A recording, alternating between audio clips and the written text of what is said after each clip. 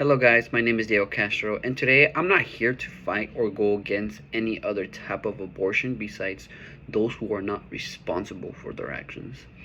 As some of you may know without knowing the actual percentage, in 2022, 23 through 25% of most women who get abortions are because they're either not ready or they can't afford it financially.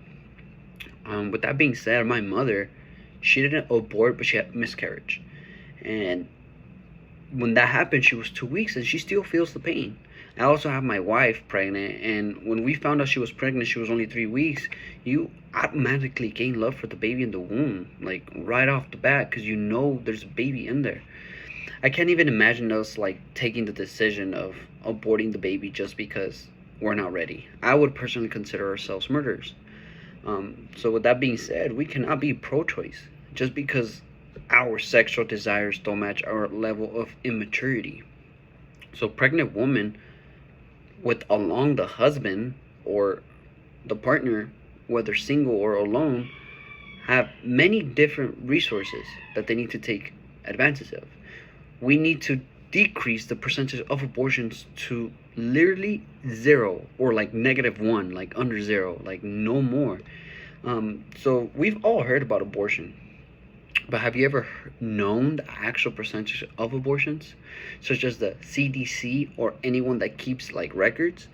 Um, so in 2022, the CDC states that there were 11.2 abortions in the United States out of 1,000 females, age 15 to 44, excluding data from Maryland, New Hampshire, California, and the District of Columbia.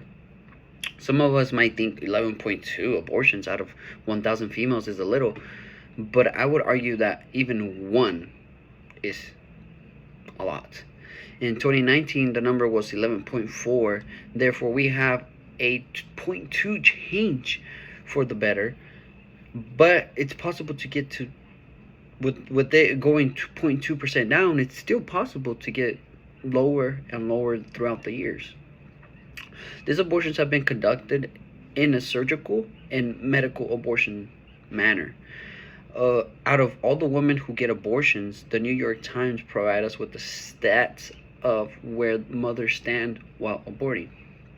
So with that being said, all percentage within the group of 10 women, 60 out of 40, so 6 out of 4, are already mothers conducting abortions. 43% abort in the first trimester. But the saddest part here, whether people may think it's a low percentage, is that 4% abort after 16 weeks or more when the baby's already in a sucking his thumb state inside the womb. The baby's already bigger than an apple inside the mother's womb. To me, that's like so sad.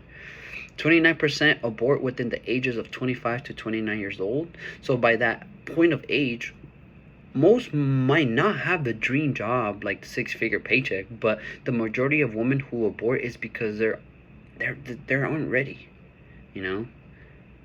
But I will argue that by that age, if you're ready to buy alcohol, after the age of 21, and name yourself an adult, you're ready to have a baby.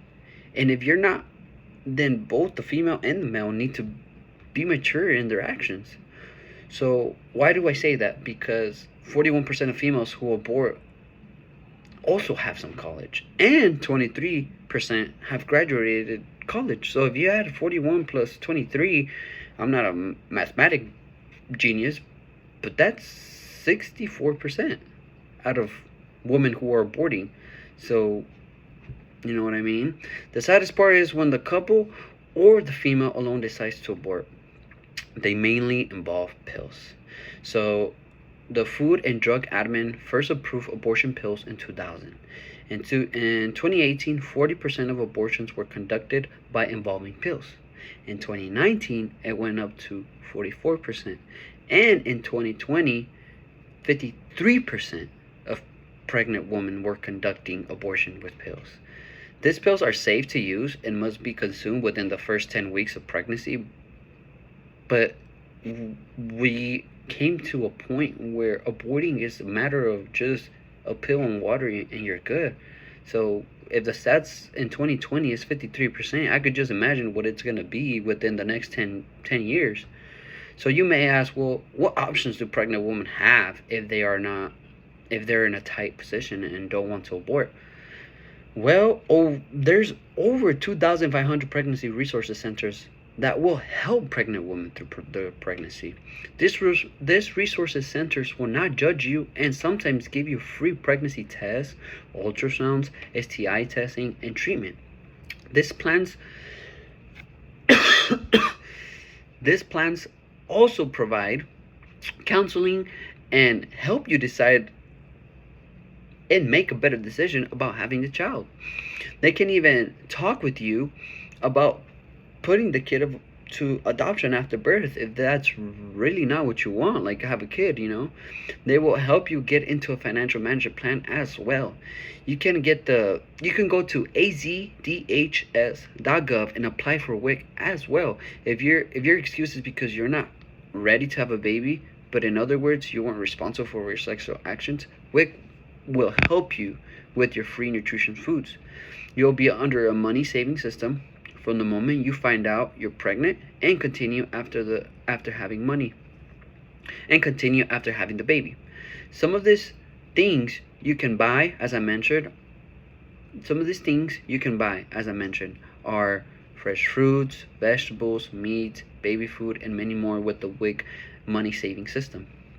So once again, in 2022, 23 through 25% most women who get abortions are because they're either not ready or can't afford it financially. I would argue if money is a problem or you are not ready to have a baby, then you're not ready to have sexual relationships. It's getting easier to conduct an abortion such as a simple pill. We need to also make it easier. If that's the case, we also need to make it easier on ourselves how to mature enough and not play with babies' lives. Let's start using the 2,500 resources out there that are available and join the pro-life side of this. Thank you.